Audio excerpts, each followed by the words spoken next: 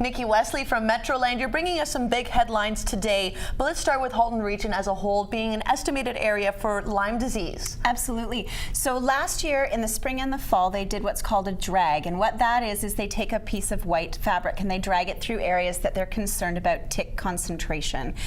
So last year they found some in the fall and in the spring, and while it wasn't, they weren't infected with what would actually cause Lyme disease, the population of the ticks is what's brought that up to being an estimated risk area. And that's a big deal in Halton Region because we have so much green space. Absolutely. Lots of people want to bring their pets out to go for nice walks through the trails. So how can we kind of prevent getting any kinds of bites from ticks so we don't risk that? That's a very good question, and if you read Melanie Hennessy's story, I'm sure that the answer is in there for you. I can't wait to read it.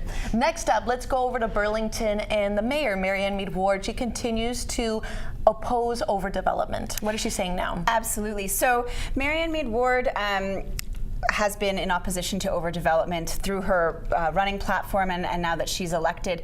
But the Roland Cilliers, who's our reporter, sat down and spoke with her. And interestingly enough, it's not just the overdevelopment of high-rise buildings, but also overdevelopment of streets and what she's doing to sort of combat that. And one of the really neat quotes she said was, you know, when you let one in, they start popping up like dandelions, and it's sort of a domino effect. So it's really, really interesting stuff in there, and some of the ideas that she has to sort of combat that and to keep Burlington with the same character that it's had for years. Of course, and that's one of her main platform points, that she was elected to become mayor just last year. And now let's shift things over to Milton. The library system there has won an award for their app. Yes. So CEO Mark Williams has helped create this Quest Milton app. And what it is it's sort of like a Pokemon Go idea where you can go around Milton and you visit landmarks, you learn about the history, and the really neat thing is once you've done this, you collect tokens. And the tokens allow you to go for free swims, like at recreational centers, also help you waive your library fines, and a whole bunch of other things that you can actually trade these tokens for while learning about your city. Wow, Quest Milton sounds really cool. Maybe I should download that on my phone. Absolutely. Let's wrap things up on a bit of a high note, maybe a cute note.